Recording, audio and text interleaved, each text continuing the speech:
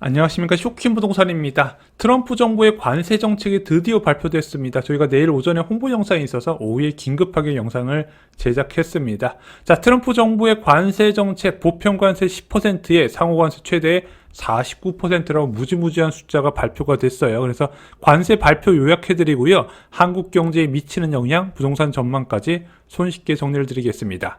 주요 국가들의 상호 관세 규모를 보겠습니다. 베트남 46%, 태국 36%, 중국 34%, 대만 32%, 인도 26%, 한국 25%, 트럼프 대통령 발표에서는 25%인데 문건에서는 26%로 표시됐다고 해요.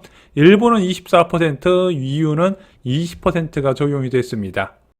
아시아, 유럽 증시는 약세를 보였어요. 왜? 시장 예상보다 강했던 관세 규모 때문에. 그래서 일부 낙관론자는 야, 관세 규모가 한 10%, 보편 관세 10%에서 끝나지 않을까 이런 기대감도 있었거든요. 근데 그렇진 않았다는 거죠. 주요 국가는 보복을 선언했습니다. 중국 상무부는 반격 조치를 취할 것이다. EU 수장도 관세 대응이 준비됐다고 시사를 했습니다. 제가 볼 때 이런 것들은 결국 불확실성을 증가시킬 것이다. 기업은 당연히 투자를 축소할 것이고 소비자는 지갑을 닫을 겁니다. 그러면서 성장은 둔화가 되겠죠. 트럼프 대통령 1기 때와 좀 많이 다른 느낌이 들어요. 집권 1기 때는 이 관세를 적극적으로 활용을 하긴 했지만 이 관세를 때리고 원하는 것을 얻어낸다는 전략이었습니다. 그래서 자기네들 지지 기반에 있었던 미국 농산물 수출 증가나 중국 경제 목적으로 관세를 활용했다면 집권 2기 때는요, 그냥 관세를 부과해서 세수를 확보하고 정부 부채를 줄이겠다. 그래서 얘는 협상용이 아니라 돈 벌려고 때리는 거다. 이런 시각도 있다는 거예요. 트럼프 집권 2기 때 더욱 강조되는 게 있습니다. 바로 작은 정부죠. 정부 지출과 부채를 줄이고 세금을 감면해 나간다. 그래서 정부의 역할을 줄여나가는 과정, 보통 보수주의자들이 가장 선호하는 방향으로 지금 진행이 되고 있습니다. 그리고 아무리 그래도 정부 지출을 줄이는 게 한계가 있기 때문에 세수 확보 차원에서 관세를 활용한다는 거예요. 그래서 법인세하고 소득세를 낮추고 이런 관세를 활용해서 세수를 보충해 나간다는 거죠. 그래서 트럼프 대통령은 10년 동안 6조 달러의 세수 증가를 주장을 하고 있습니다. 즉 거의 매년 800조 수준의 관세 수입을 확보한다는 목표를 발표하고 있다는 거죠.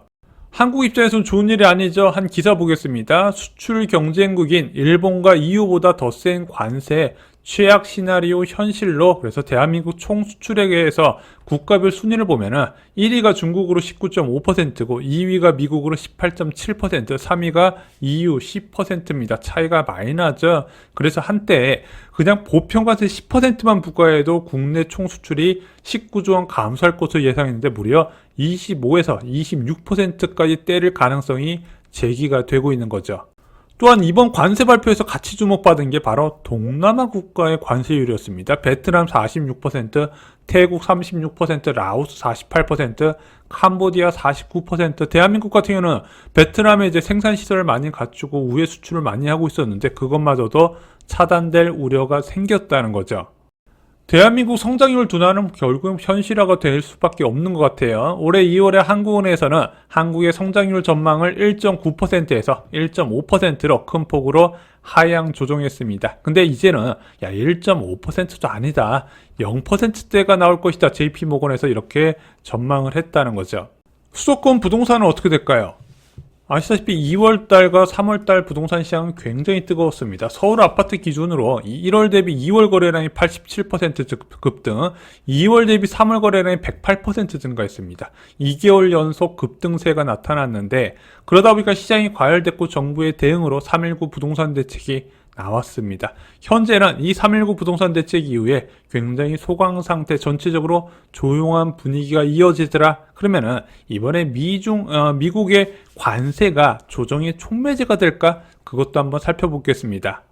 부동산 전망이 궁금하면요, 여러분들도 금리를 보시기 바랍니다. 대출금리, 예금금리가 어떻게 움직이는지 보시면 돼요. 자, 대출금리나 예금금리는 국채금리 움직임에 연관이 됩니다. 근데 오늘 국채 수익률이 어떻게 나왔을까요? 연중 최저 수준으로 수익률이 떨어졌습니다. 1년물은 2.592%, 5년물은 2.6% 수준까지 낮아진 거예요. 은행채 수익률은 어떻게 됐을까요? 얘가 실질적으로 부동산 시장에 가장 큰 영향을 주거든요.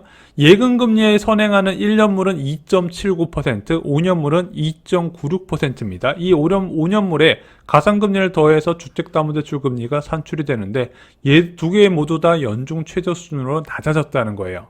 아니 이해가 안 되죠. 이런 큰 위기를 앞두고 시장금리가 왜 낮아지고 있지? 아니 기업들은 현금 확보 안 해? 현금을 확보해야 서로 너도 나도 돈을 끌어 쓰려고 해야 시장금리가 오르는데 그 반대 현상이 나타나고 있다는 거죠.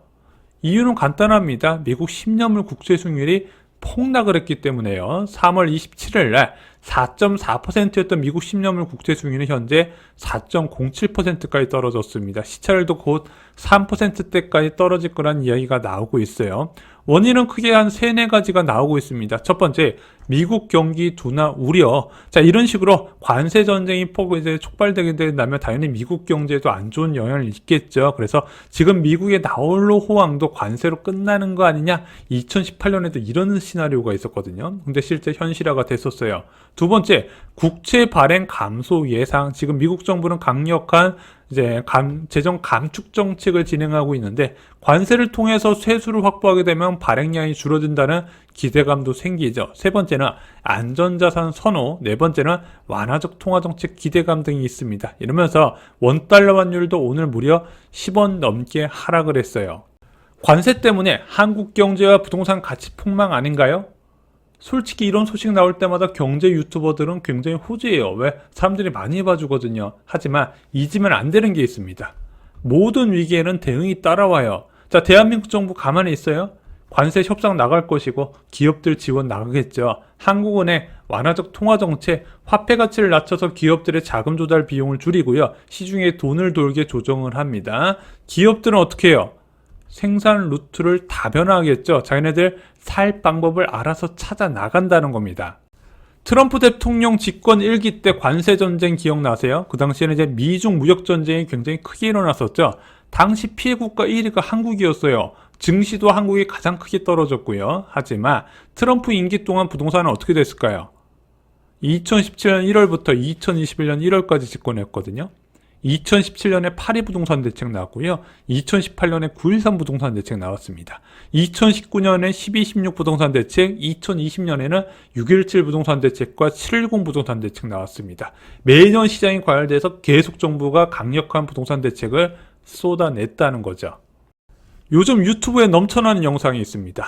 바로 한국 경제 명망설, 한국 기업은 망하고 대한민국 정부는 제2의 IMF 사태를 맞이한다. 솔직히 이런 내용들 자산과 부채 없는 사람들이 가장 좋아할 만한 영상입니다. 그리고 유튜브의 주 시청자는 이런 사람들이기 때문에 이런 영상들이 인기가 많을 수밖에 없어요. 근데 제가 여러분께 확신해서 말씀드릴 수 있는 게 있습니다.